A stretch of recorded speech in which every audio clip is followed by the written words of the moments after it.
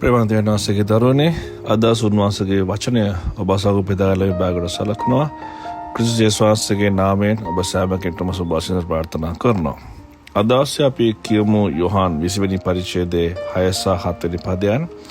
මෙසන කියනවා සීමොන් පේත්‍රොස් ඔහුට පසුව පැමිණ සොහොන්ගේ ඇතුළට ගොස් හනරෙදි තිබෙන බවත් උන්වහන්සේගේ හිසේ තිබුණු රෙදි කඩ හනරෙදි සමග නැතුව වෙනම එක්තැනක අකුලා තිබෙන බවක් දුටුවේය. දැන් අදසමගේ මාතෘකාව තමයි අකුලා තිබූ රෙදි කඩ. අකුලා තිබූ රෙදි කඩ. මේ අකුලා තිබ්බ රෙදි කඩ ගැන කතාව මෙතන බියවිලා තිබෙන්නේ මේ මහා ලොකු සංසිද්ධියක් ඇතුලේ. චුට්ටක් හිතන්නකෝ සිකුරාදා ඉඳන් මොන තරම් යුද්ධයක මේ ගෝලයේ හිටියද කියලා. ඒගොල්ලන්ට කවුරුද තුනමාරක් හිටපු උන්වහන්සේව අල්ලගෙන යනවා. මෙතන ලොකු ප්‍රශ්නයක්, අපිවත් අල්ලලා මරයිද? පේත්‍රුස් බයලා බොරු කියනවා. මේගොල්ලන් හැංගිලා කාමරයක් අස්සේ එන්න ජරමර ගොඩයි. මේගොල්ලන්ට හිටපු මිනිස්සු ගිහලා බෙල්ල දාගෙන මැරෙනවා. හරිද? ලොකු සංසිද්ධි ගොඩක් මුළු නුවරම කැළඹිලා ආගමික ආධිපත්‍ය අත ආගමික අපි මොකද ඔතොරිටි එක. හරිද? ඒගොල්ලන් තමයි මේ මුළු සංසිද්ධිය මෙහෙවන්නේ ඊශ්වාසයට විරුද්ධව. ඒක නායකයව මරුවම නායකයාගේ හිංචයියන්ට මොකද වෙන්නේ කියලා අපි දන්නවා. ඒක මේ බයෙන් මේගොල්ලන් හිටපු මේ ඔක්කොම සංසිද්ධිය ඇතුලේ දැන් මේ සොහොන් ඊශ්වාසෙ නැගිටලා සොහොන්ගේ අසලට ගියාම ඒ රෙද්දක් ගැන කතා කරනවා. සමහරවිට මං එහෙම කියනවාට හැබැයි ඒ විදිහට හිතලා බලන්නකෝ. මේ වෙලාවේ කතා කරන්න ඕනේ රෙදි කඩක් ගැනද? හරිද? හැබැයි යොහාන් මේ ස්ථානයේ පැහැදිලිව කියනවා උන්වහන්සේගේ හිසේ තිබුණු රෙදි කඩ හාන්රිය සමග නැතුව වෙනම එක්තැනක අකුලා තිබෙන බව දුටුවේය. දැන් මේකේ වෙනත් රහස් තිබෙනවා. උන්වහන්සේ අරගෙන මේ හෙබ්‍රෙව් නැත්නම් ඊශ්‍රායල් සංස්කෘතිය තුළ එහෙම තියන්නේ ආයේ එද්දී ඒ වගේ රහස් කීපයක් මේක අපිට වෙනම කතා ගන්න පුළුවන්.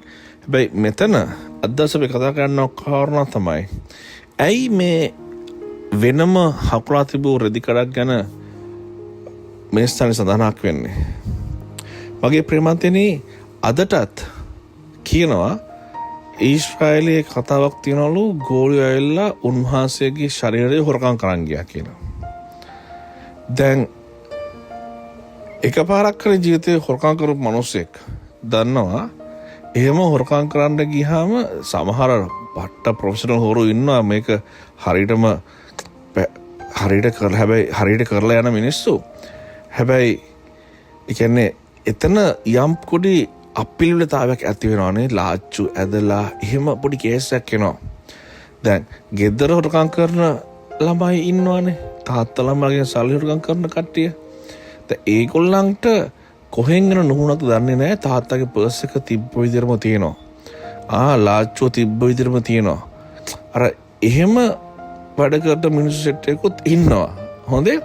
හැබැයි මෙතන මේ හොරකම සිද්ධ වෙන්නේ එළියේ රැකවල්ලු ඉද්දි. ඒගොල්ලන්ට ඒගොල්ලන්ව පාර ගහලා පොනහර එකලා තමයි ගිල හොරකම් කරන්න ඕනේ එහෙනම්. හරිද? එතකොට මේ රෙදි අකුලක් වල ඉන්න වෙලාවක් නැහැ. මගේ ප්‍රේමන්තනි මෙතන පැහැදිලිවම අපිට කියන උන්වහන්සේගේ වචනේ මේ නැවත නැගිටීම එක පාට වෙච්ච දෙයක් නෙමෙයි. යේසුස් වහන්සේ දවස් 3ක් තිස්සේ පාතාලයට බැහැලා ගිහිල්ලා උන්වහන්සේ වචනේ කියනවා නෝවාගේ කාලේ පටන් මිනිසුන් උන්වහන්සේ දේශනා කරාලු. ඒ ඔක්කොම කරලා ඇවිල්ලා ඒ නියමිත වෙලාවේදී ඒ කියන්නේ දේවදූතයෝ ඇවිල්ලා ගලහකට පෙරළුවානේ. ඒ පෙරළුවට පස්සේ නෙමෙයි උන්වහන්සේ නැගිට්ටේ. හරි?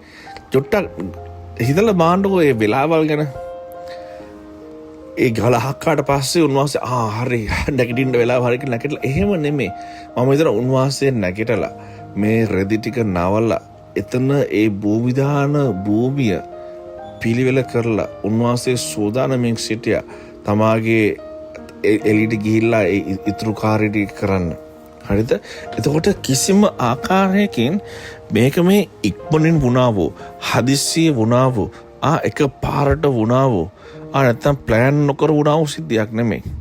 මේක ඉතාමත් පැහැදිලිව උන්වහන්සේ සැලසුමේ තිබුණා වූ කාරණාවක්. මේ උන්වහන්සේ මරණය පරාජය කරද්දී උන්වහන්සේ ඔබට මට පෙන්වුවේ මරණය පරාජය කිරීමේ බලය පමණක් නොවේ මගේ ප්‍රේමන්තනි. අදටත් මම අහපු හැම පාස්කුවේදා දේශනාවකම අපි කතා වුණේ උන්වහන්සේගේ මරණය පරාජය කිරීමේ බලය. හැබැයි මෙන්න මේ රෙදිකඩ අකුලා තිබීමේ කාරණා ගැන කල්පනා කරලා බලන්න. උන්වහන්සේ මෙතන පෙන්නනවා සාමය, සමාදානය. අපි කියනවා there is peace in this situation. ඒ කියන්නේ ගේකට ගියාම ඒ ගේ ලස්සන්ට arrange කරලා නැත්නම් ලස්සන්ට පිළිවෙලට තියනවා නම් එතන අපිට කියන මේ හරි සාමයක්, හරි සමාදානයක් අපිට දැනෙනවා මේ ගෙදර කියලා. එහෙම ඔබට දැනගෙන තියනවාද? නැත්නම් අර full chaotic නැත්නම් අර අපි කියන messy වෙච්ච නැත්නම් එන අපිලිවෙල ගේකට ගියාම මේ සමාදානය අපිට හැංගෙන්නේ නැහැ. එතකොට මේ භූවිදාන භූමියේ සමාදානය උන්වහන්සේ නිර්මාණය කළා. හරිද? අපි කියනවා order නැත්නම් පිළිවෙල උන්වහන්සේ පෙන්වනවා. කොහෙද? භූමිදාන භූමියේදී.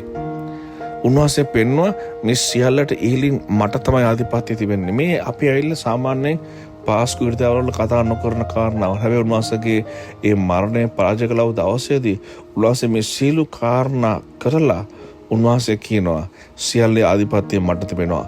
හැම අපි කියනවා chaotic situations නැත්නම් හැම අවුල්සහගත තත්වයක් තුළදී ස්වාමීන් වහන්සේගේ සමාදානය පෙන්වන්න තරම් උන්වහන්සේ ආධිපත්‍යයක් තිබෙනවා. අද ඔබගේ ජීවිතය සමහරවිට මරණයක් වගේ වෙන්න ඇති. මෝසල ඇති. අපිලිවෙල ඇති. ගොඩක් දේවල් අපිට ඕන විදියට නැතුව ඇති. හැබැයි ස්වාමීන් වහන්සේ කියනවා මට පුළුවන් සමාදානය ගේන්න. මට පුළුවන් ඕඩර් එක පිළිවෙල ගේන්න. මට ආධිපත්‍යය තියෙනවා මේ සීළු කාරණාවන් වෙනස් කරන්න.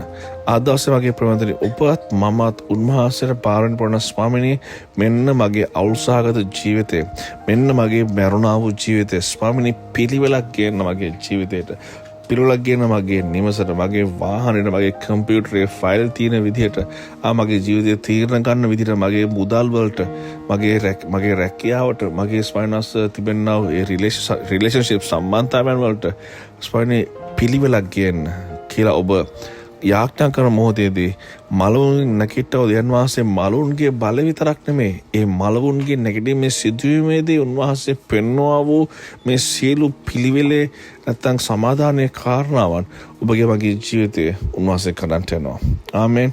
ස්වාමිනේ අදස්සේ අපි ඔබට පාරේ අපගේ ජීවිතයේ පිළිවෙලක් ඇති කරන්න පුළුවන් තැන් වහන්සේ ඔබ වහන්සේ පියනවාස මේ භයානක සංසිද්ධියේදී පවා වහන්සේට ඕන තරම් වෙලා තිබුණා පිළිවෙල ඇති කරන්න. ඔබට ඕන තරම් වෙලාව තිබුණා සමාදානය ඇති කරන්න. ඔබට ඕන තරම් වෙලාව තිබුණා ස්වාමීනි ඔබගේ ආධිපත්‍යය පෙන්වන්න. වාසයේ කවදාවත් වෙලාව ඉවර වෙනවද යන වහන්සේ නෙමෙයි. වෙලාව නැතුව අපගේ දඟලන දෙවි කෙනෙක් නෙමෙයි. අපිට වාසයේ උදව් කරන්න ආශිර්වාද කරන්න. සියල්ලේ බහිම කර වහන්සේටයි විශ්වාසයෙන් ආමෙන්. ආමෙන්.